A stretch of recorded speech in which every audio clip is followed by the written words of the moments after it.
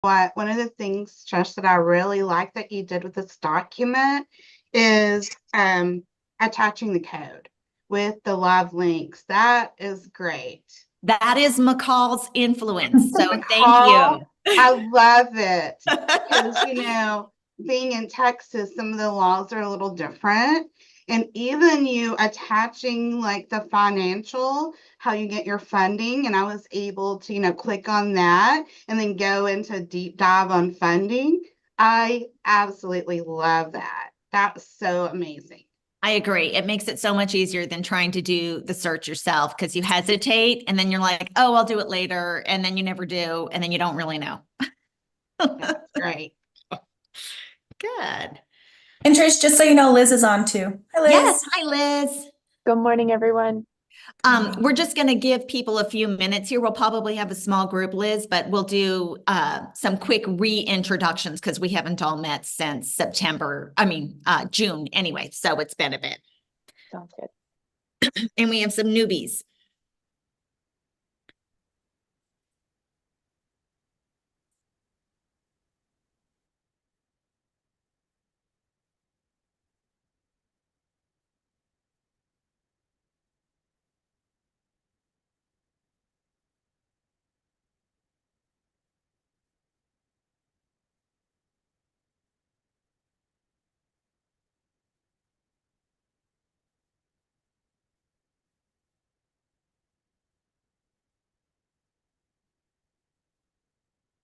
Hi, Dawn. We're just going to give people a couple minutes to jump on before we start.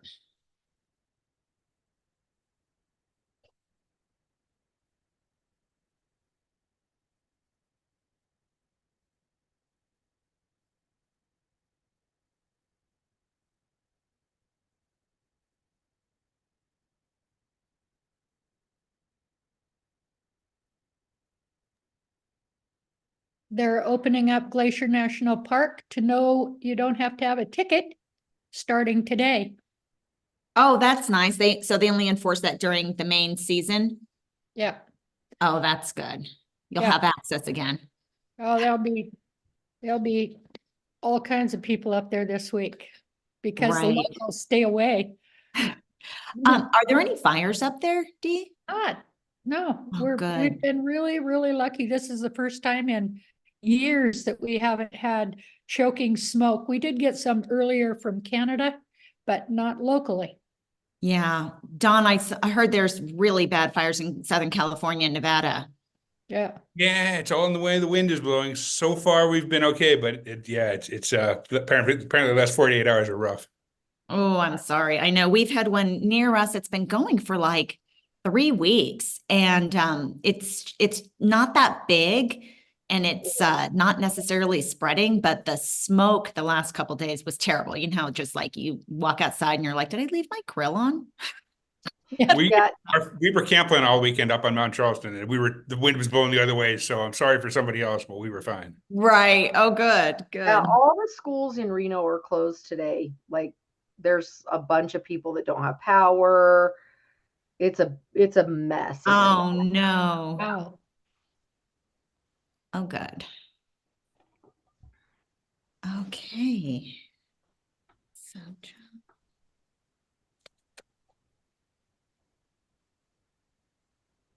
okay, you guys, I think, actually, McCall, you got the RSVPs. Does this look like this is pretty much everyone except for maybe John Rutt and Matthew Roth?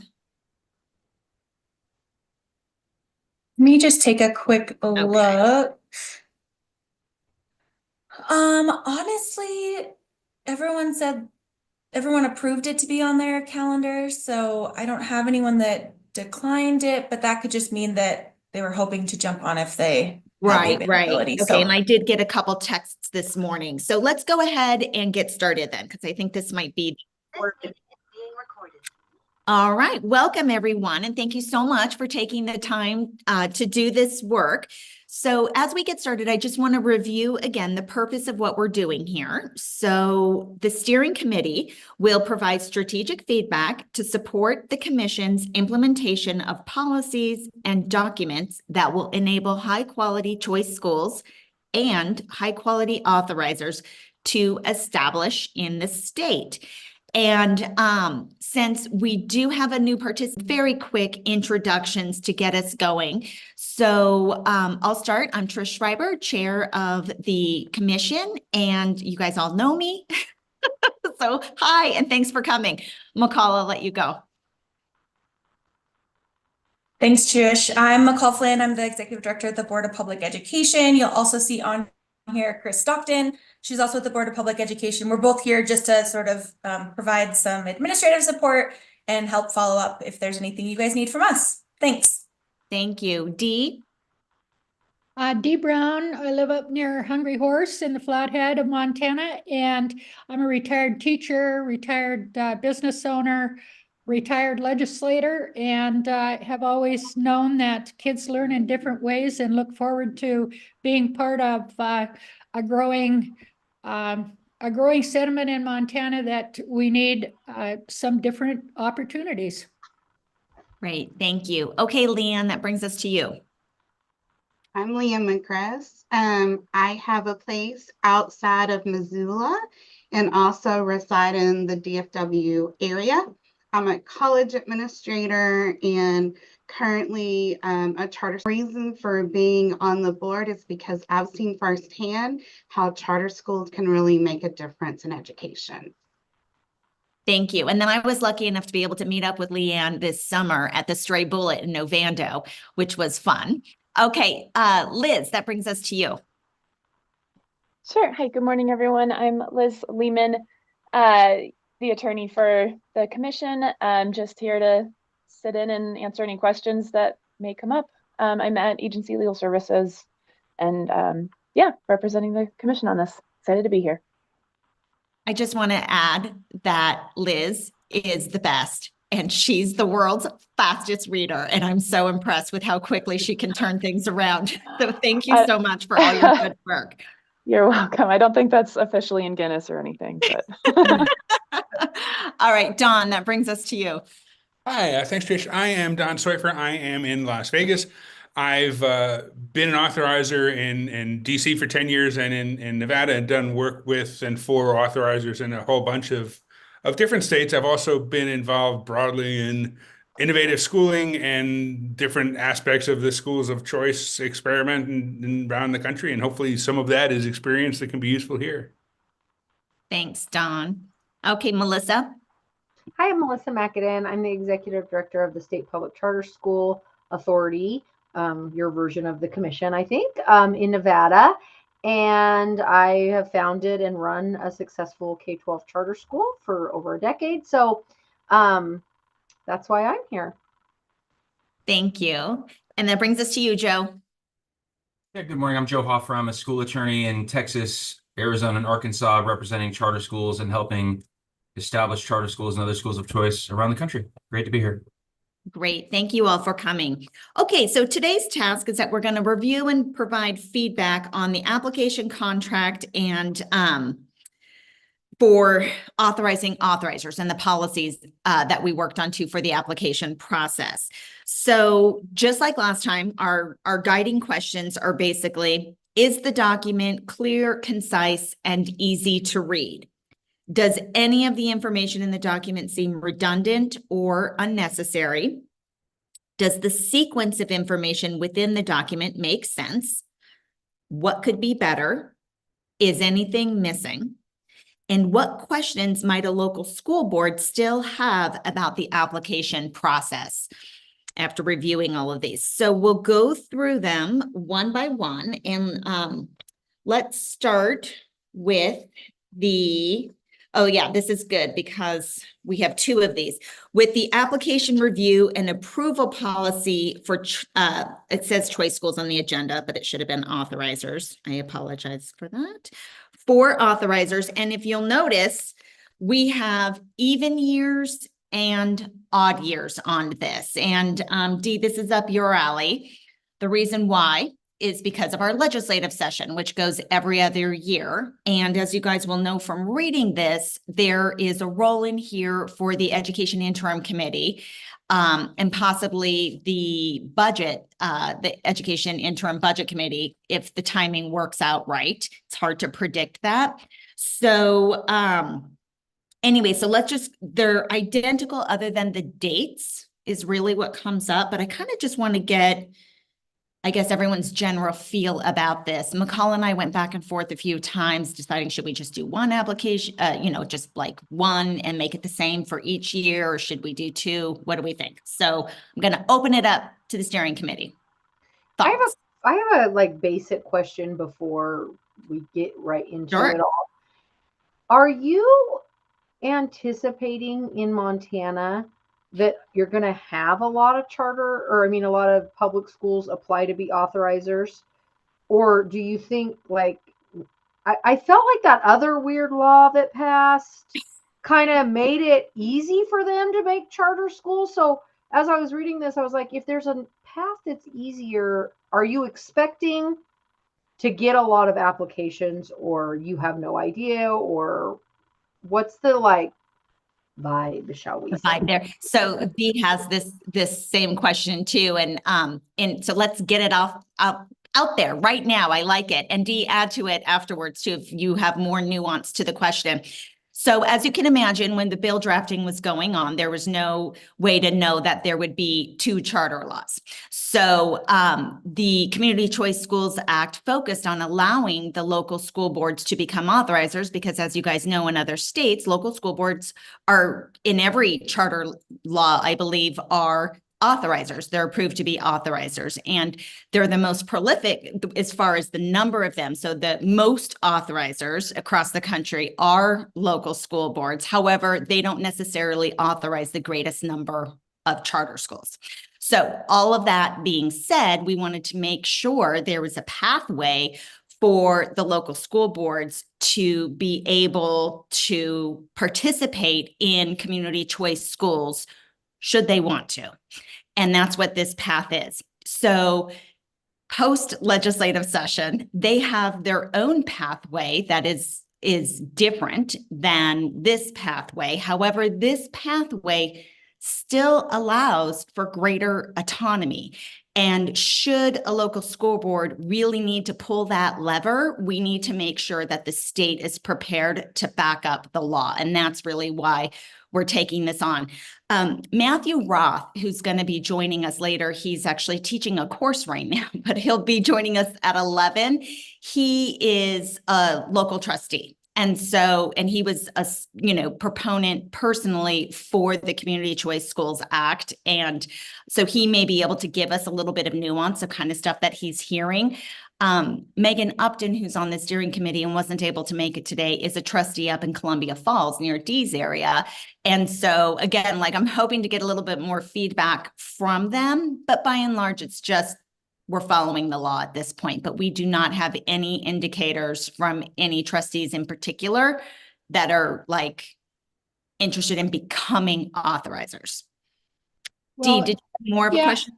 I would, actually, this is a question, Melissa, that has been rolling over in my mind too, because I can't imagine any school board that would want to go through all of the steps that we will require and eventually know that maybe the charter might not be successful.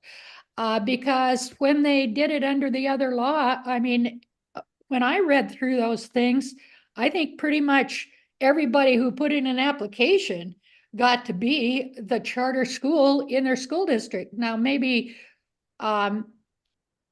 somebody could correct me on that, but I don't remember anybody being rejected.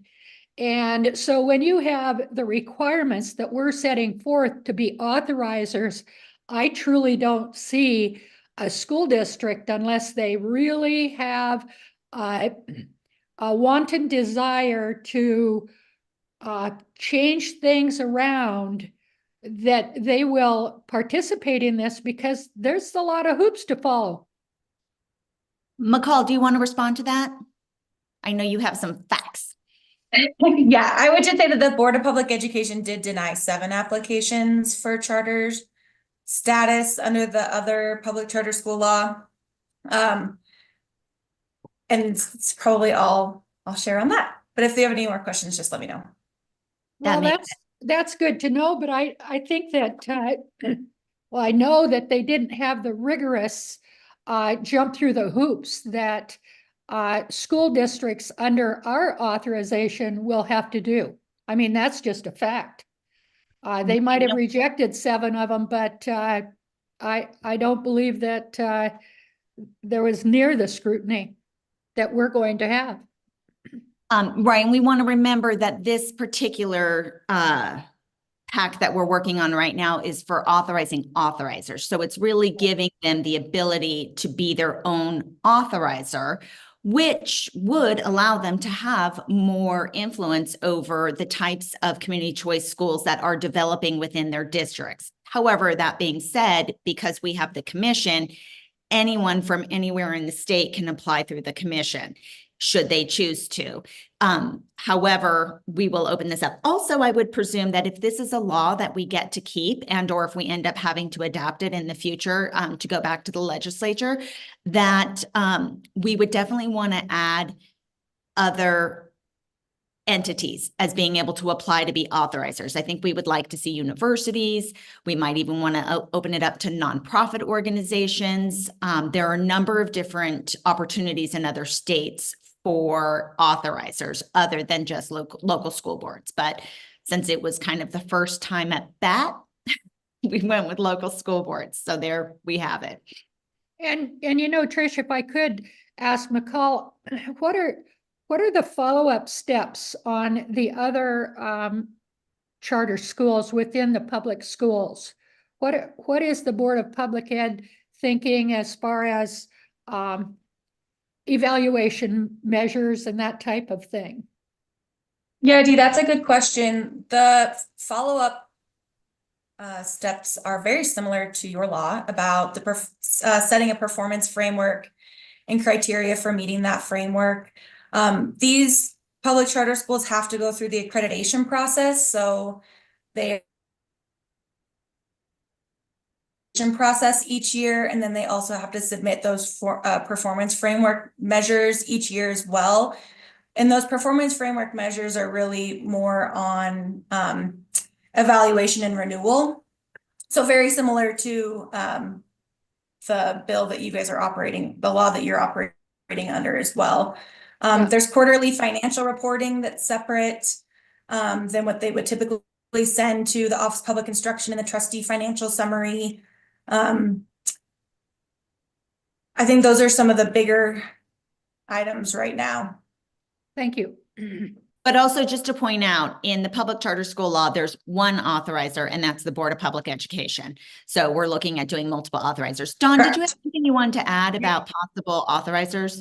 Can I just ask 2 quick clarifying questions I failed to figure out from my own reading? One is there do you see room for difference in funding levels for the charter schools through either of the 2 processes you described? And then the second one was, if a local school district goes through this process, are they able to authorize schools that serve kids only in their school district? Yes, to that second one. That's how it's written in statute. And the funding varies. So in the public charter school law, the funding is identical to funding in the traditional school system.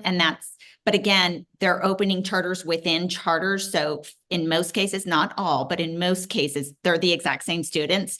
So instead of counting them in classroom A, they're counting them as a public charter school student, but they're not necessarily bringing in students from the outside at this point. They could, and some of them probably will, but we won't know any of that until they actually do their counts for the school year. So that's when we'll know that. Whereas in the Community Choice School Act, the funding is not for does not have parity. Let's put it that way. It's about 47% of the per pupil amount will be going to community choice schools versus 100% going to traditional public schools.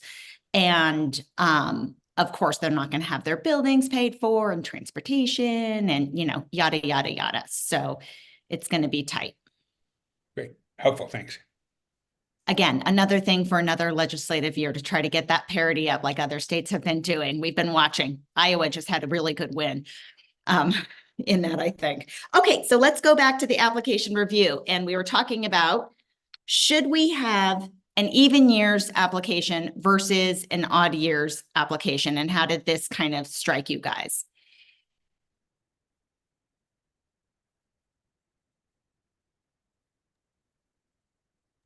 I think it's fine to have two. I mean, it makes sense because of the situation you're in. I mean, I just don't think I think it's fine to have two personally, but. Okay. Well, you know, the real difference between the two was really trying to ease up the pressure on the commission as much as possible. And so it's just really a matter of a few weeks difference when you look at the dates, when you line them up, but that could make a big difference for the group that actually has to do this in general. And again, there might not be very much participation at this point anyway. So there's that also. But let's say there is kind of in, 5 years or whatever, on the even years, it's going to be running very similarly to the application process for choice schools. And so it's going to be hard timelines on the commission to kind of get through all of that work. Whereas then on odd years, there's a little bit of a pressure release. And so you can do it earlier, or I should say a little bit later and get it going that way. That was really the main difference.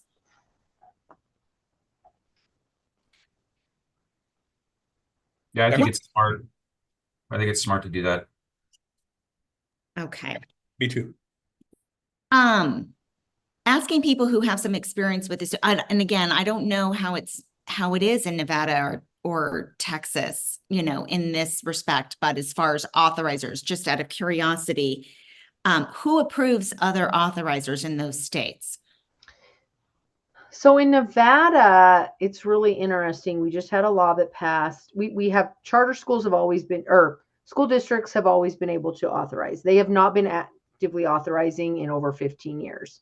And in fact, Clark County School District is completely getting out of the game. They are no longer, they have 7 schools. They're no longer going to be authorizers. They're all coming over to the commission. But they just passed a law that cities and municipalities can become authorizers. The thing that is very different here is that the commission has absolutely no, it's the Nevada Department of Education, the school board, the state school board is actually the one that will approve those new authorizer applications. Now, we helped them develop that application and we're kind of stakeholders and thought partners in it. And we intend to be thought partners with, there's 2 cities who've applied and got approved, and we're working together with them. But we didn't have anything to do with approving those applications. That makes sense. What about in Texas? Well, Texas, our state agency is the authorizer, and our state board has a veto right to veto whoever the commissioner authorizes. And then we have districts can also authorize charters. And they get an accountability break if they do that, and there's some other incentives for it. So our predominant authorizer, though, is the state. So we don't have any other authorizers. We have the state is the authorizer, or each school district can technically be an authorizer. Got it. That makes sense. Okay. Was there anything as far as the content of this initial, policy for the process that anyone had a comment on as far as it being clear or having anything unnecessary or redundant or inaccurate? Trish, I liked the dates and the number of days and calendar days and all of those things being spelled out. I think it makes it pretty easy for an authorizer to read and to follow. I think that's good. Trish, I've got to step off for about 5 minutes. I've got a client that says they cannot wait, so I'm going to go offline for just a second. Good luck with that. Thanks, Joe. All right. Trish, I thought everything was really clear. I just have one question that I was like, I'd really tried to read it. Like if I was filling this out, would I know what Good. to do, right? And so the one thing that I was like, wait, I'm kind of confused. So what page is this? On page, I don't know, 10, I think, where it says performance framework per 20-11-107 provided. Wait, hang on. I'm not with you. Yeah, sorry. So we were just, okay, because page 10, so that would be in the application, right? Oh yeah, do you want, I'll wait Yeah, then. Sorry. You're Sorry. jumping Yep, ahead. let That's me wait. okay. Yep, And when yep, I just realized I don't have page numbers on the application. So that's okay. It shows that's a up good in catch. Adobe. Thank It shows you. up in Adobe though, so it's okay. Okay, we'll go there in just a sec. Sorry, got ahead of myself. I actually Okay. I really didn't have, I really didn't have any. I mean, this one kind of relates back to that because, yeah, no, all of mine are later on in the Okay. application. All right, that's good. That means that we made possibly a good document here. And of course, the commission will be looking at it closely too in a few weeks, but we really appreciate you guys doing this ahead of time for us. Okay, so I do want to make sure I ask this. So again, regarding the approval process policy explainer at the beginning. So this is like the first thing they're going to be looking at if they want to become an authorizer, is to learn about like, what's the process going to be for, for us to do this. From here, do you think there are any questions that a local school board might still have about the application process that was not spelled out here? Okay, I did lie. I'm going back up to my little Post-it notes here in Adobe. Okay. I have two questions. Good. One is, I know obviously I'm assuming it's specifically about that step of having the in March about going to the commission, the education committee. Okay. So my question, I'm sure you have to do that by statute. That's why you're doing that, I'm assuming. Which number is that? Excuse me. Number 8, and it's under March. Okay. All right. And this is in the even years. In the even years, yep. I guess my question is just, this is a really tight turnaround time to like do all of this, which I'm sure, again, that's driven by statute. I just want to make sure that in Montana, it's like a for sure thing that you're going to be able to have this like, is it for sure that the Education Interim Committee is always going to have a meeting in March? Because I don't know that we could always like count on that in Nevada. And right. Like, so I spoke to their legislative liaison to make sure, in legislative services, and they do in fact have no less than quarterly meetings, which would fall in like, March, June, September, and then usually they'll do in December, but they frequently, like almost always, have more than that. The sweet spot was, can we get the interim budget committee also? And again, the statute doesn't actually require the commission to do this, and it gives us 60 days.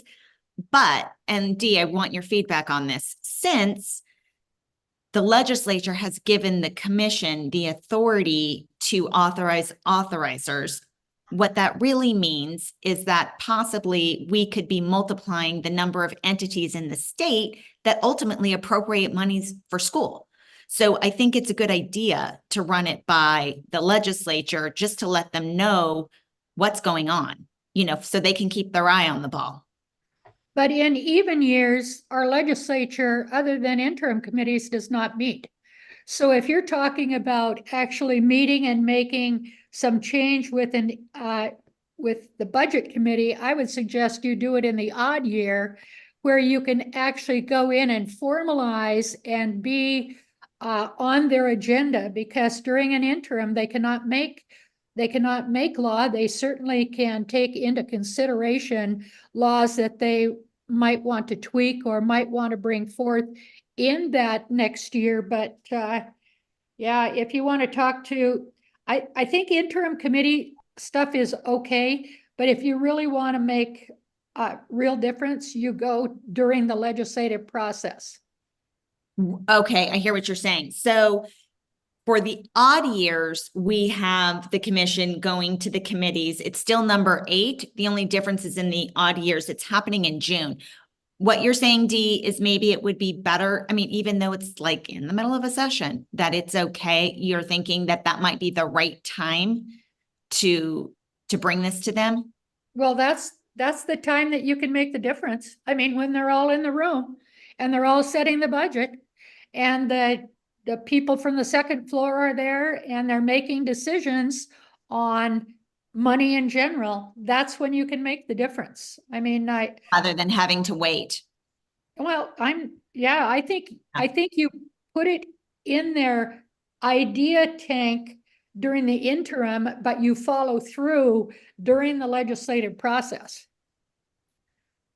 to meet with the committee, that the budget committee. What do you think, McCall? Well, I very much understand what Dee is saying because I get to go in front of Section E for most of the session.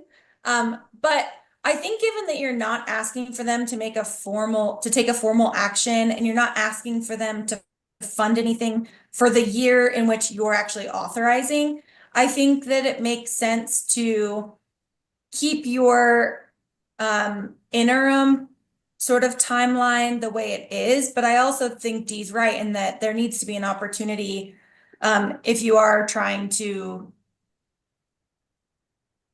get Section E maybe more involved and aware of what's happening, to also bring it to them then. There's just such little time during those section meetings to do that it might get, you understand, Dee. I hear you. I hear you. All right. Well, Dee, how about if you bring this up with the commission at the end of the month, so we can have a discussion there too? Because I think it's a good point. Because what it really comes down to is, if we decide to do it that way, we only need the one application, which would be, even in odd years, would both be the same as the odd years. So rather than avoiding the session, trying to like not add more to their plate, we would just be jumping straight in. And, Well, and that's I'm fine. a jump straight in kind of person. Yeah. I mean, I just think that if you're going to do it, I have some sayings for that. I won't say it on the Zoom, but you either jump in with both feet or you hang back and you let things happen to you rather than be the change agent we want to be. Right. Like in Nevada, there would be like there would be like 0% chance that we could guarantee that we would get on an agenda, like in the session, right? Like, so I do worry if you go down to one. I'm with Dee, like you try to get in during that time, but they have so much work to do. This is going to be one of the things that gets axed, right? Is like getting this information. And so I think having the two choices is still good, because you're right. Like, it is good to keep them informed, but it's also good that it's not statutorily required, because if it becomes like we can't get on their agenda, like you're not going to dictate their agendas. So if they're like, no, we don't want to hear from you, commission, you can at least still carry on with your process. Good. We could always come back in June and say, we want to be heard. Yeah, she does have a point. I think, legislatures, the body gets overwhelmed with all of those things. But what I'm saying is we cannot back down during the legislative session. Even if we have these even and odd stuff, we still have to be very, very upfront and sort of be right there next to the Board of Public Ed at those meetings, telling them what we need. Right. And quite honestly, if the even year schedule, which would then land us timing wise in the session to have this discussion, is easier for the commission as far as it lines up better with the choice school timeline, because when those applications start coming in May, this allows the commission to be done with the authorizing for authorizers before that other, authorizing choice schools comes up, where we know there'll be more activity too. So, okay, so those are really good points. Thank you, guys. All right. Anything else? I had one fine print question on number 6 on both of them.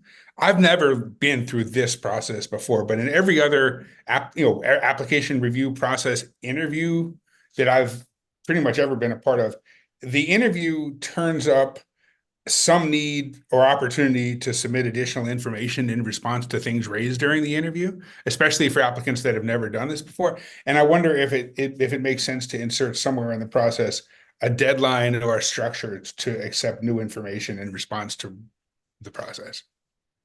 I like that.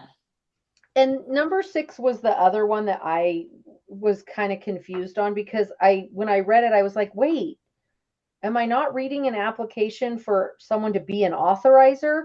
I don't understand if this is an application to be an authorizer, why would they already have a charter management organization?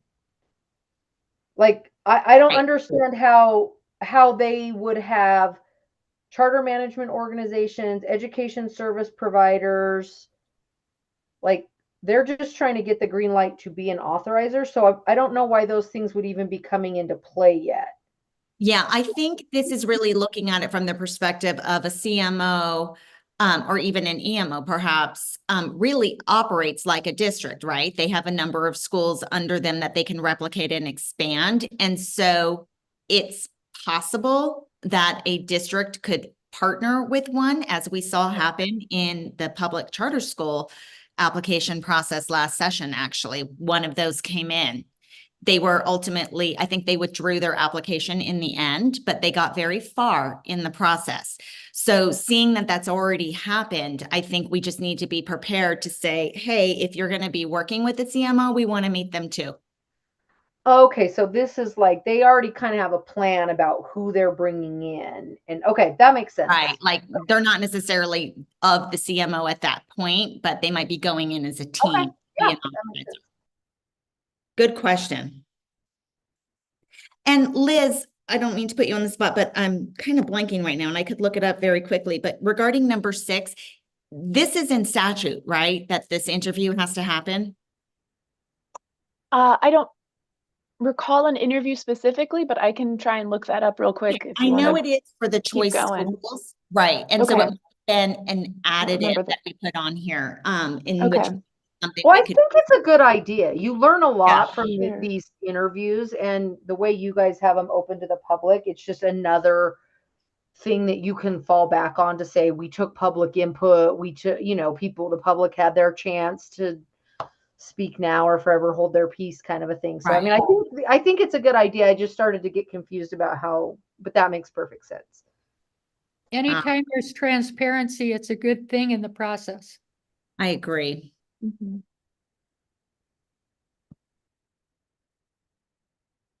Right. So this is.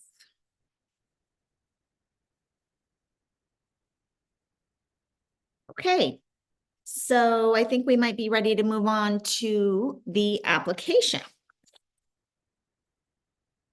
All right. So I've already put in my notes to add page numbers. Thank you.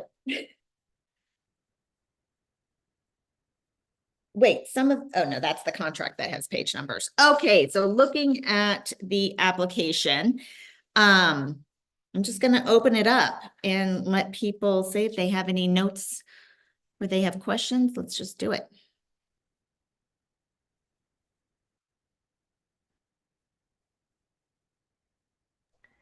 I mean, I think this is way more straightforward than like a charter school application, in my opinion. But the one thing that I thought, if I was filling this out, I might be confused on, which I think I said number 6 before, but I actually meant number 5 on the performance frameworks.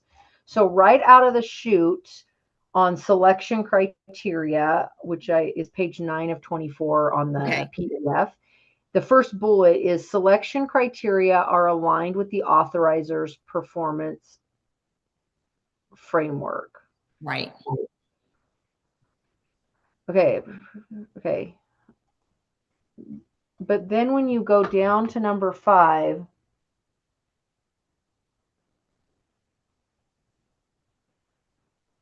okay, actually it's probably fine. I don't know. Maybe, I don't know. I think maybe there could be some clarity on this because I've read it multiple times and I'm still a little bit confused. So I guess what I'm confused on is, does their performance framework have to be in line with the commission's performance framework?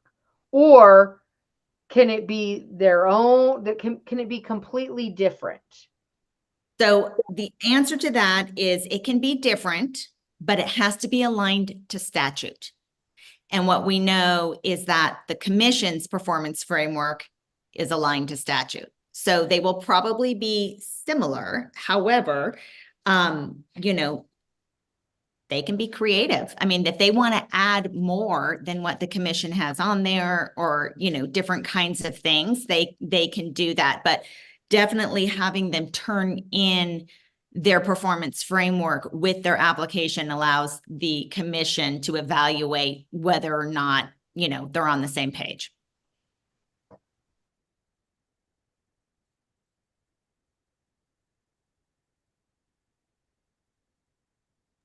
Well, and one thing I would add about that is, if you can make the commission's framework really accessible and make it really easy for them to be like, yeah, we're just going to adopt this one, I do think it is in Montana's best interest, because the general public is not going to make any distinction whatsoever between, you know, I don't know what you guys have so many different school districts, so I'm just making this up, but between the Missoula charter school and the commission charter school, like, the public is going to have no distinction in their minds about this.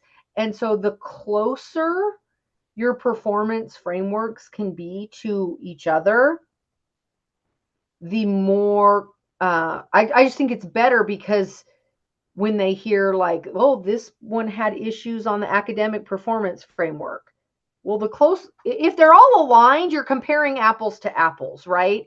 And if they're very different, then it's going to get confusing, and it's also going to lead to authorizer hopping, where these schools will figure out that over here in Bozeman 123 district authorizer, their performance framework is way easier, and we can look better and still be, you know, not performing that great or whatever. And so I think then it starts to lead to like authorizer hopping, and that can be kind of a mess and hard to manage. And so I do think if you can make your performance framework like really easy for them to go, oh, thank you for this copy, insert it into the application, yeah, we'll use this too, I think it will serve your state better in the long run. Right. I agree. They won't be able to do that authorizer hopping though, well, not at this point, other than between the school district in which they're located and the commission. But over time, you're right that as more authorizers pop up, then that could certainly happen.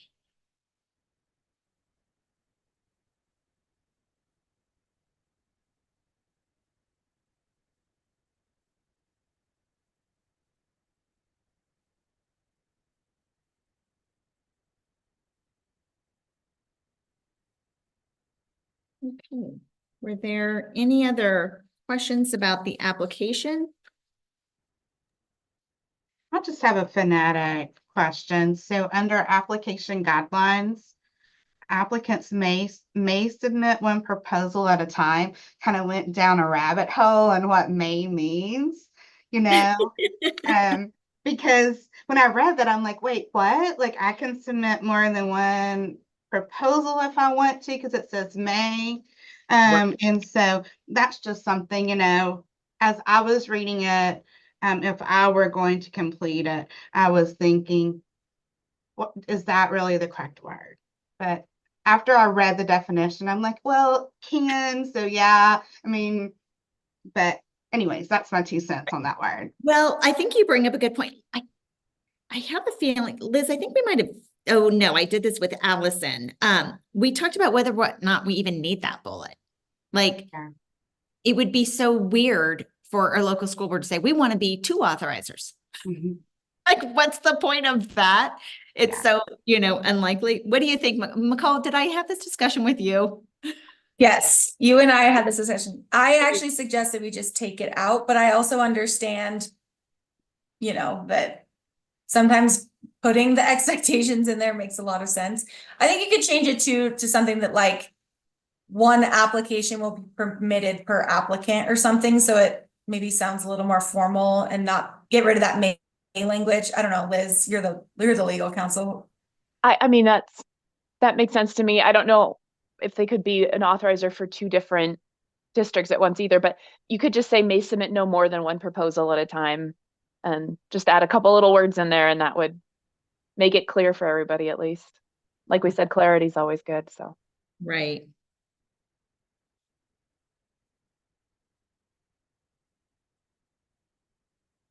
Right, because I was thinking, I liked what you said, McCall, about 1 application will be permitted per applicant at a time. But then I was like, Well, but does that open the door here- to like another right. time? So next year I'm going to submit another one, right? Okay, Yeah. so maybe, Liz, this is good that you're here. I'm thinking, and you don't have to do this right now, but just kind of before we make the final documents for the commission's meeting, that if we could kind of scour the law to see if there's something about that there, or like, because again, maybe we just take this out unless it is in there and we need to word it exactly like it is in statute or something. I'm not sure. I've kind of lost track at this point. Sure, I can look through and see if there's Thank you. anything along those lines. Sure. Okay. That's a good one, Leanne. Hey, we've been joined by Matthew Roth. Hi there. Good morning, everybody. Thank you for letting me join. Oh my gosh, thank you so much. So just so you know, we are talking about the application for authorizers at this point. So we're in the kind of the middle document there in the agenda packet and just kind of seeing if there are any general questions. All right. Are there any others?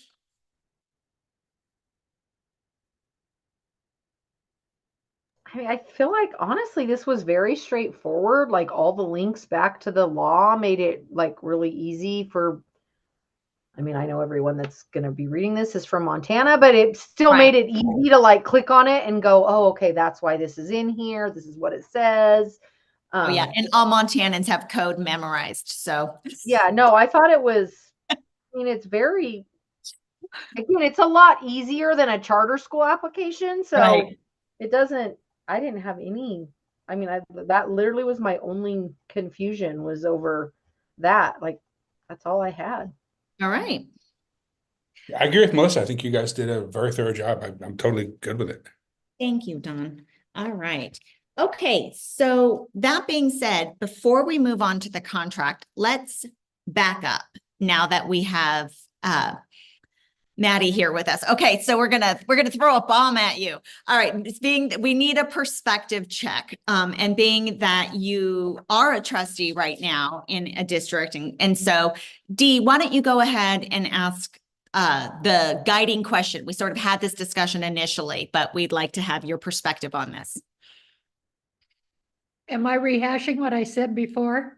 Just asking the general question. Yeah. The question is, why would a school district jump through all the hoops of the Community Choice Schools Commission when it was so much easier to do it under the other bill? I mean, I don't understand why they would go through the extenuating application process. Maybe you could answer it. Oops, you're on mute. Am I answering in my personal perspective or am I answering as a chairman? Well, personally, with knowing your experience. How about that? We're just wondering if we think there's an appetite for any local school boards out there to become authorizers within their own district. There's not. We have a very left-leaning school board perspective in this state, and probably most states. My board probably being one of the exceptions. We're a super conservative board, so we would absolutely entertain these ideas.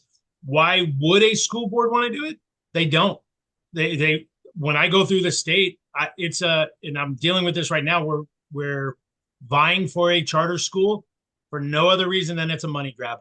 I'm going to get $350,000 for the high school. I'm going to get X amount for the junior high. I'm going to get X amount for elementary school. It's a money grab right now. And I'm not happy with it, but that's the system we have right now because 549 passed when we're waiting for 562. Why would a school board want to do it? Community outcry. Community says, we want this, and they're at a board meeting. I think as a board member, they should have to listen to that. And I'm here because Trish knows my feelings on this. I'm an absolute proponent for private charter schools because they make public school better. So in answering your question, why would a school board want to do it? They don't. It's going to be a fight. It's going to be a fight for our private charter schools to try and show they're doing something different. With that in mind, I'll also say that I don't think it'll be as hard because showing alternative education blows the mind off of our public educators. They know what they know and they stay in this box. It's hard for them to think outside of that box until they get a jerk who's a chairman who keeps, hey, what about this? Hey, what about this? Hey, what about this? We have different learning. We have different learners that we need to start moving towards that. So they are struggling right now to figure out how to make that alternative education from a private perspective. So I don't think the private charter schools will have a hard time convincing that they can show an alternative education. It'll be convincing the prospective board in their community. Right. And kind of because going really all they see is they're losing money. That's all they see right now. So can I just ask a question, Maddie, and even push back a little bit on that? So two things. Well, the first thing is, okay, so if I'm a school board, right, even whether you guys, you're pro school choice, you're pro public charter schools, you're, yay for school choice. Why would you guys tax your school district personnel who already have so much to do that now they have to oversee charter schools when you could just encourage people to go to the commission whose entire staff of exactly 0 right now, but hopefully someday, there'll be they'll be experts in doing that. So why would you take district resources and spread them thinner to create and become an authorizer? Because there's a lot of work to be done to be an authorizer. Why wouldn't you just encourage people in your community to go straight to the commission who knows what they're doing? To the best of my understanding is that's because that's how the law is written. It Okay. has to come through the school board. That was what 549 proposed, that as a school board is the ultimate authority of what education's happening in their area. So that is my understanding. Is that correct, Trish? That's why I don't want to do that. Oh, right. So again, we're conflating the terms. So the 549 is the public charter school law. And then the 562 is Community Choice Schools Act. So the school boards play a very different role in them. In 549, public charter schools, the school boards are the only eligible applicants for charter schools. Correct. Other than there is a pathway for an independent board, but they have to first go to the local school board of the district in which they want their school to be located to either ask them to open it or to say, no, we pass, at which case that independent board can go to the BPE directly to apply. So for example, back last year when we had the first round of applications, there was an independent board, but they were not able to first go through their school board. They went straight to the BPE. So it was considered an incomplete application. This time I've read in the paper that that exact same board is now meeting with their local school board and trying to negotiate that to figure out which way to go. So they may be able to get through the hoops there. So we'll see. But then going back to 562, or sorry, community choice schools. So in this case, anyone could be an applicant to open up a choice school. Any independent board can do that. However, for authorizers, there are only two options. One is the commission, which can authorize statewide, or two would be if a local school board applied through the commission to become an authorizer, then they could become an authorizer. So I think in my point of view, Melissa, to answer your question, like why would a local school board want to do that? I think if you're in a big district like Billings or, you know, even Great Falls or Missoula or Helena, Bozeman, up in the Flathead, I think if you are part of a larger district, it might be worth the work in order to have some influence over what kind of choice schools are coming into your community, your district, I should say. You know, so, I mean, I think that's why other local school boards have done it throughout the country is that, but again, like you guys have said, they don't really have an appetite for doing it and they don't necessarily do it well. It just varies, right, from everywhere, but it's in the law. So as a pathway. And again, I think the important part of that is it gives the local school boards a lever to pull. Should they want to compete in that space, they can. I mean, it's like, come on in then, you know, and you know, show the world how this is done. I mean, it's there. It's not keeping them out, it's inviting them in. Even though they might not want to be there. Yeah, and I thank you for clarifying that for me, Trish. But yeah, my understanding is I have to rule on that because that's the law right now. But if things change through some of this influence, that might not change in the future. I have no desire in my small school district to administer another school. And the small state that we are geographically huge, but she mentioned 5 big school districts. That's about all we have. We have how many school districts in the state? 500, 200, something like that? It's under 400, I think I read this morning. Yeah. So 5 school districts would be interested in doing that. The rest of us aren't. We're already taxed with the resources we have. Good questions. Okay, we hashed that out. This feels like a struggle session, but in a good way. I'm sorry to cause so much drama. I just got it. No, it's not drama. That was our first question out of the gate. And you know, and again, the more we talk about it, the better understanding everyone has. And this is important because this being a public meeting, again, it allows other people to engage if they're wondering these same things, you know, to kind of, how do we think about these, you know, and how they can help the state in their own unique ways. Okay, so, all right, so looking at the agenda, the next thing is to really go over the contract between the commission and the authorizers. And again, thinking of our guiding questions about it being clear. Does anything seem redundant, out of sequence? Could it be better? Anything missing? And most importantly, what questions might a local school board still have about, you know, the contract, something that maybe should be added. And it was very similar to the choice school application. However, all the statute stuff about authorizing was put into this instead of about being a choice school.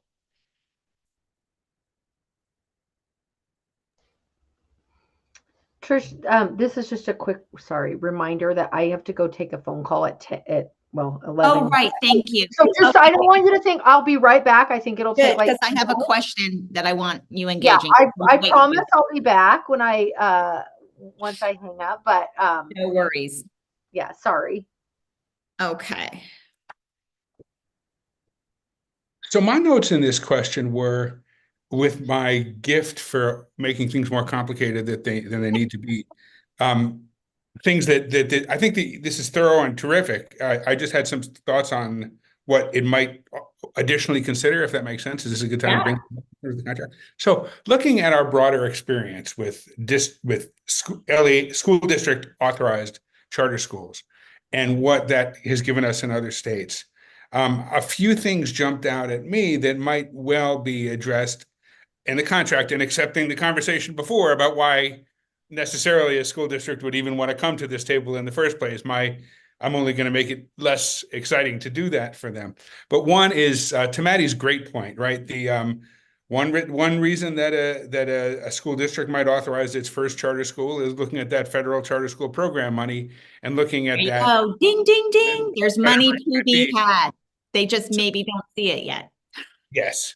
So what that inevitably has led to in other states with district authorizers is then the budget process starts to lowball, and in each subsequent year, the school district business manager or the school board comes and says, okay, this year we're going to give you this much. And it's a little bit less every year because they've already gotten that startup funds money. So maybe it makes sense to introduce to the contract some daylight, some transparency into subsequent budget processes, so that if a school district wants to come back to the budget table with a charter school subsequently and say, we're going to give you a little bit less this year, that there's some transparency at least to that, so that the district is accountable to that.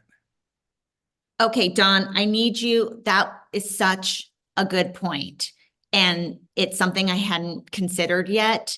I mean, certainly I had considered that CSP funds in the future will be a carrot for people to participate, and there are authorizing fees that are involved here too. And so there is money, but I hadn't thought about what you were saying over time, that carrot could turn into a stick. So could you just reiterate that question one more time now that I've like wrapped my head around it? Sure. And I'm leading with a negative, but there are some potential positives in this as well. But Okay. what you'll see happens is a school district approves a charter school because they see that federal charter school program startup grant in the beginning, and they accept the, Maddie mentioned $350,000. It could be any amount of money, but say it was that. And then 3 years down the road, when those funds run out, they go back to the charter school and start saying, well, the budget is tight this year. We'll offer you this much. Where else you're going to go? And often the school board is under a tight, has budget constraints, right? But has no accountability for that process to a charter school. Right. Okay. So about the subsequent, I'm trying to think, I feel like there might be something in here. Is it in the application where it asks for them to give their strategic vision as an authorizer? And I understand they might just be walking the walk for the time, not really have a strategic vision. And hopefully we could expose that in an interview, but I get it. Like that may, or you might change your mind. Like once you've, experienced it, you're like, this isn't really for us. And I think it says in here that if you are going to, as an authorizer, no longer authorize, or if you lose your right to authorize, like if the commission doesn't want to re-up your contract, then your schools need to be transferred to another authorizer, in which case this would be the commission who would then be authorizing these guys. I believe that's in there. But you're thinking maybe there's something that could be in this contract to possibly preemptively address such a situation. Yeah, perhaps a stipulation under the authorizing responsibilities of the local school board. Also, over a period of a few years, school board membership changes, and maybe that tips decision makers as well. That's a good point, because they have elections, and so they are turning over. Yeah, or a new superintendent comes in. Right, right. And then on the positive side of that, right? What are some advantages to a local school board authorizing a charter school? And in some cases, some of those can include if they have available facility space that they want to make available to a charter school, that's a plus. If they have transportation functions that they want to make available to a charter school, that should be encouraged. In some cases, facilitating their health insurance program. There are advantages that a local school board can bring to the charter school process. And does it make sense to stipulate those somewhere on the contract?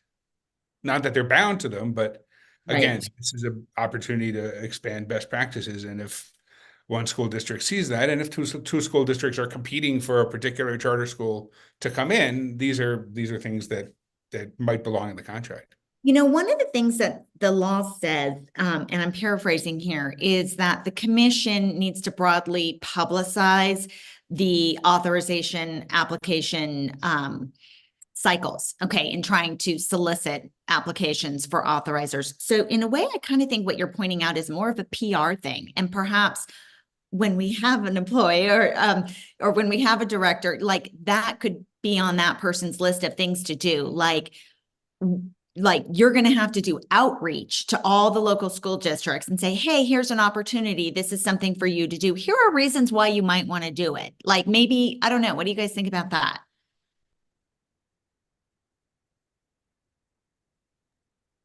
Well, when we get that employee or employees, I think it's a real possibility. Right. We can't expect McCall to do it, but maybe a future employee could. Right. It would. And we're not accepting applications right now anyway. Hey, John, I didn't see that you joined us. Thank you. Yeah, I guess that's a great discussion, but it's outside of the scope of this meeting. You think so you're saying you don't think it fits in the contract? That was my next question I was going to ask you, Don, is if you had an idea about how that might fit in a contract.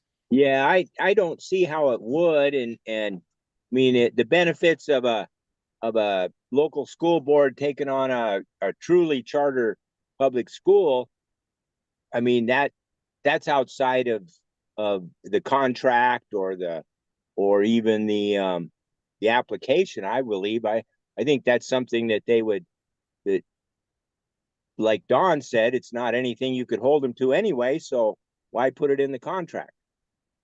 Right.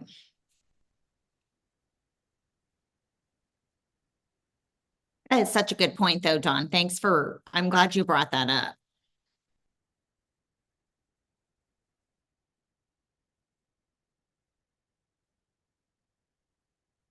Liz, do you have any comments to add to that? No, I agree with John. I mean, those may be good things to have as kind of an overall discussion, but the purpose of the contract is to create obligations that are binding legally. So if it's not something that you'd hold people to or be able to enforce, then maybe just a different place than in the contract. Okay, that makes sense.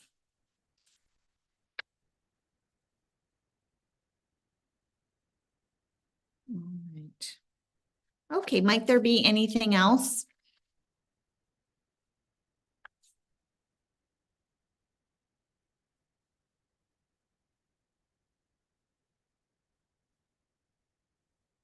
Okay, I do want to wait for Melissa to rejoin us when she's done with her quick call that she said she had to make, because I wanted to bring something up. But since we have you on the line now, John, I'm wondering if we've already gone through the application review and approval process policy that had like the even and the odd years, and we've also gone through the application to become an authorizer. And I'm just wondering if you had anything in your notes that you wanted to bring up about either of those two documents.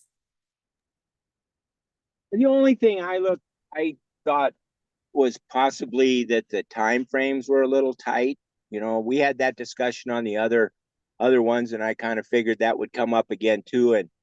And is that, 3 business days and then it says, it's kind of funny how it turns out that, the applications have to be submitted by 5 p.m. Wouldn't it be before that date and by 5 p.m. on that date or something? I mean, are we limiting applications to only being sent in on one day? Here, that's a good question. Let me see. Well, it says can be submitted on the second Tuesday of February by 5 p.m. So yeah, they will be submitted electronically, and ideally we'll have a portal and everything set up for that, just like the choice schools. So, yeah, that's how it reads. Do you want to Well, push back on that? on means it's on that day. Yep. And I kind of wondered if it shouldn't be by or before or by this date, kind of, just like the IRS will accept tax forms up until April Right. 15th. But I Right. kind of thought, well, hey, that'd be great if somebody sends us something 2 weeks before. That just allows us. Oh, I know why, John, because the second we get an application, the 60 days starts to tick. And we don't want the ticking to be different for all the applications. And we don't, not that they're going to be all the applications, but you guys know what I mean. But also, so we want, in order to make the timing work, we need to really have that clock ticking at a time. And so that gives us the day. So my presumption would be, since it's going to be on a computer, that starting at, 12:01 a.m. on the second Tuesday of February, they would have from then until 5 p.m. to get it uploaded. Then my question is, does the 60 days, is that dictated by law that we have to respond? We only have 60 days from the date the application is submitted, or from the date when the applications have to be submitted? It's the date they're submitted. Is that correct, McCall? It's 60 days is what it says. Correct, from when you receive an application. Right. And we did take, to your point though, John, we did take some liberties with the choice schools, understanding that there would likely be multiple applications coming in and that those timeframes are tight, by putting in the business days. And that allowed us to better integrate the Board of Public Education's work and their schedule and their timing. However, for these authorizer applications, we pretty much just stuck to days because we think it's probably, one, it's unlikely there are going to be very many of them, but two, it's just probably better to get the work done and just do those 60 days than trying to drag it out, especially if we want to integrate the education interim committees or possibly the education committee that's in session. But I think that the BPE was surprised at how many applications they got also. Yeah, but those are school boards that, have been operating for over 100 years, some of them. So I think that, it's a completely different process, whereas we're talking about applicants who are likely going to be new to the game and have facilities at play and all kinds of stuff. So it's just much more complicated for somebody to come through the Community Choice Schools Act than it would be for the public charter schools. Okay. Good points. Thank you for that so much. Okay, so all right, so here's my question that I have about the contract, but more kind of broadly, and thank you, Melissa, for rejoining us. So in looking at the law here, I just want to read this, guys, to you. So this comes up in well, I'm looking at the let's see, section 5.6 and section 7.5. Okay, so let me read this to you really quick. This is what it says. It says, when approved by the commission, the local school board continues as an authorizer from year to year during the term of the contract, as long as the local school board fulfills all authorizing duties and expectations set forth in the contract, basically, and remains an authorizer in good standing with the commission. So we talked a lot about renewal of choice schools and, using those performance frameworks frequently in order to kind of keep, an eye on what's going on with the choice schools within the terms of their contract.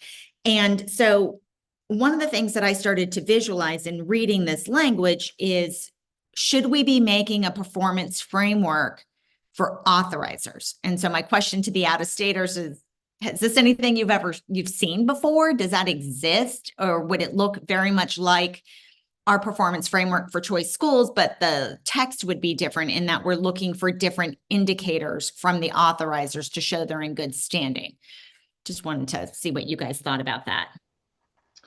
The reason that I think you should is because this potentially down the road is going to get really weird for you guys, because you're essentially approving both initially and the renewal of what might be viewed your competitor, right? And so, because you're not, but you are, right? Like, if I'm wanting to start a charter school, I have to decide, do I want to just go straight to the commission, or do I want to go to Bozeman School District 1, 2, 3, 4, whatever, and if then and we're not fighting, but we're all trying to get that fee, that applicant fee, or that not applicant fee, but that Authorizing fee. that authorizing fee, right? We're all competing for those dollars to help our work. And now, it's 7 years down the road or 6 years down the road, and Bozeman is coming back to you, and there's a rub here because they've got more, like, I just think if you don't have really clear guidelines about what gets renewed and what doesn't, it could get really political and kind of frankly ugly. Mm-hmm. Because the way this law is set up, you're approving what would be viewed as your competitors. And that's just a weird spot to be in for that commission and those board members. So you don't ever want it to come down to that, where it's like, well, they just want our schools and that's why they denied us. And, it seems really far-fetched now, but it's not. So I hadn't thought about it like that, because I'm like, I'm for all choice schools. Totally. But I hear what you're saying. That makes sense. And I am too. Like, I don't feel that way about like the cities and municipalities that are starting in, like, I'm like, here's all our stuff. What can we do to help you? Let's all work together. But I think Dawn could probably speak to this, where you have lots of authorizers, this kind of thing can go on. So I think it would behoove you to have a very clear, this is how you get renewed, and this is how you get evaluated, and it's very clear cut, so that no one can ever come back and be like, well, you're just trying to take away our authorizers so that they can come under your umbrella. Like, I don't know, Dawn, what do you think? Melissa, those are well-informed observations for sure. I've been, maybe a few years back, I've been in some deliberations with what a process to evaluate authorizers might look like. And generally, it's a tricky business, right? Like, if you're going to have authorizers submit, this is how many applications we received, this is how many applications we approved, that doesn't quite take into account some of the important factors, like how easy it is or how attractive it is to apply. And some authorizers are not going to get some applications for a reason, good applications or bad ones. I do see value in an authorizer as a tool, using a survey of the schools that it authorizes to get some service performance metrics. But that gets really tricky to compare unless they're done by a third party universally the same. I definitely embrace the notion of a pluralism of possible authorizers for a potential applicant. But when it comes to evaluating the effectiveness of authorizers, I've not seen any, there's not a single model anywhere I could point to that's sort of accepted as a good way to proceed. I think you're right, but at least having like a checklist, like, were you doing academic performance frameworks annually? Were you doing financial performance? Like, because there are some authorizers who just blow that stuff off and they don't even do it, right? Like in Nevada, we have to do site visits, but some authorizers just frankly don't do it, right? So I think it's almost more of a, like, are you meeting your statutory requirements? And if you are, then you can, we'll renew you. But if you're blowing this stuff off, then you're not. And you might be able to feed in some of that, like, are you I mean, this might be a way to get to what some of Dawn was talking about right when I logged off too. Like, are you treating these schools equitably financially, right? Like, you might be able to like work something in there that could get to that a little bit too. I don't know. Yeah. Okay, though. I like that.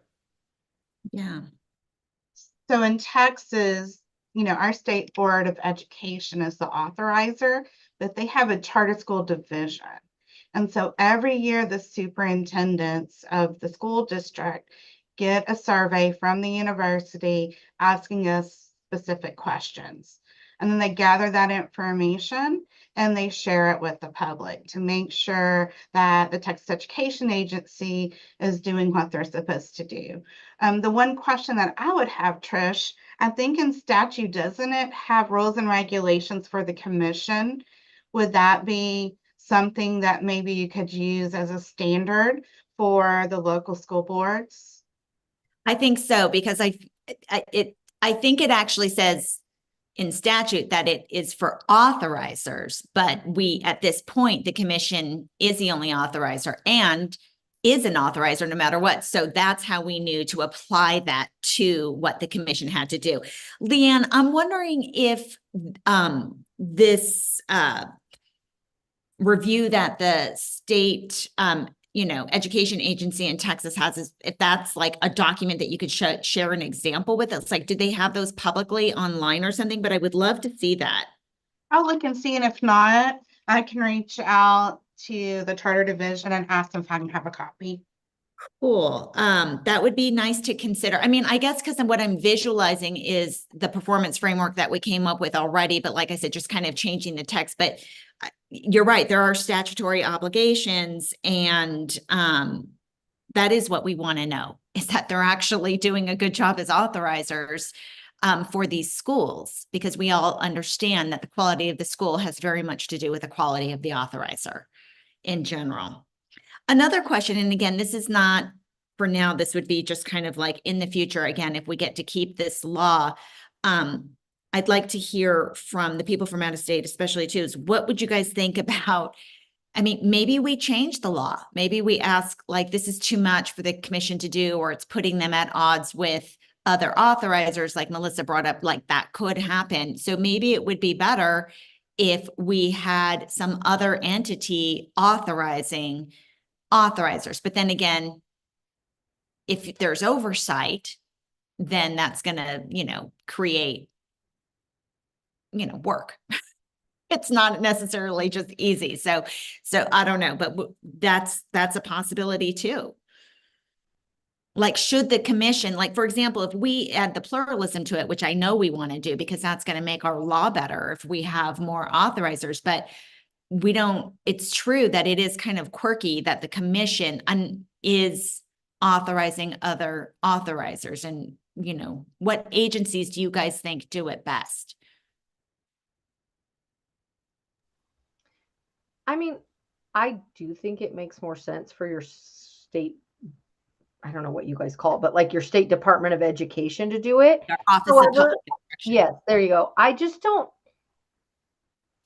don't know that it's worth using your political capital right now to get it changed, because I actually, if I had to bet, I would be like, there aren't going to be that many school districts that are applying to do this. And so until it's like actually an issue, there's probably other things to use your political capital on that are more important than this. Would be my guess right now. Right. But I'm thinking if, which I do think, we will want to go back to the legislature at some point in order to open it up for multiple authorizers. Maybe at that point is when it's addressed, like, okay, perhaps we should make this change, or should be more authorizers. Let's add to this list, and let's say who's going to be authorizing these authorizers.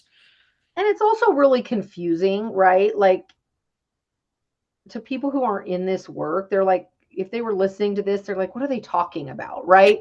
So until they see that, like, there's kind of a weird rub going on, there's not going to be like a sense of like urgency to get it changed. Right. And so I think you're right. Like, working it in at another natural timeline, or when it gets highlighted as like, yeah, see, there's this weird rub here. We could tweak this just by, you know, having someone else be the approver of authorizers. And the work's already done. Like we've already figured that out for them, but they're going to take it over as like the giving the green light. Right, right. Okay, because as we go into the next phase of building out implementation, we're going to be going kind of really addressing all the evaluative, you know, criteria, the metrics to assess quality of applications and performance frameworks and all that kind of stuff. So I think maybe during that stage, it would make sense to try to develop a performance framework for authorizers that the commission can use. That's just super transparent and easy for the authorizers to understand, and the commission and the public and the legislature for that matter too. Okay. I'm also going to send you, there's not like a chat feature on this, probably because it's a public meeting, but I'm going to send you and McCall what all authorizers in Nevada have to send NDE annually. A lot of this is like outlined in statute in Nevada, but you could use it as like a basis to create something. I mean, again, I think you should also include in it, are you doing academic frameworks for all your schools, organizational frameworks, financial frameworks? But this kind of, there's other things that come into play. Like we have to include, you know, stuff from our strategic plan, our mission, like our progress towards those goals. We have to include like how many schools closed down because they voluntarily surrendered their charter. How many schools did you close down for failure to perform? Like there is a bunch of information in here that I do think keeps it really transparent and would make it easy to kind of see what's happening under each authorizer. So I'll send that to you guys in an email. Really appreciate that. And Trish, this is McCall. This might be sort of obvious, but I think some of this is also outlined in your contract. So I think as long as you're sort of pointing back to that contract and you can, you know, point to that this is just a check to make sure that you're still adhering to the contract as signed by both parties is really important. So I think maybe even creating a checklist based off of some of that language makes sense too. Thank you, McCall. And that, you know, I even went to the extent of on the very first page of the contract for Exhibit C, I asked for the commission's authorizer performance framework for annual reports because I was like, I feel like this is something that needs to be created, that needs to happen. So, okay, we'll work on that going forward in the next session. Thank you. And then, yeah, and then attach it to the contract. But I think you're right. The language is both in statute, which is also in the contract. And then looking at these other checks will be super helpful from other states. Maybe Right. something just real quickly to add to build on the good points that Melissa raised. Something that happens when in between a local school district being attracted to the notion of approving a new charter school and the reality of having done that now for a period of time for them. Particularly the LEA functions that go with authorizing, whether it be for special ed or any of the other ongoing local education agency functions. I mean, it might very well be that the commission has some sort of working relationship with the different authorizers who have varying degrees of ability to provide those services once they realize how involved and how time consuming from a staff point of view they can really be. And that might contribute to the argument for having somebody like the State Board of Ed involved in the process, because you don't want to leave it up to your legislators who are busy and pulled in a million different directions to have to try to understand just how complicated LEA functions can be for an authorizer moving forward. Good point. Great.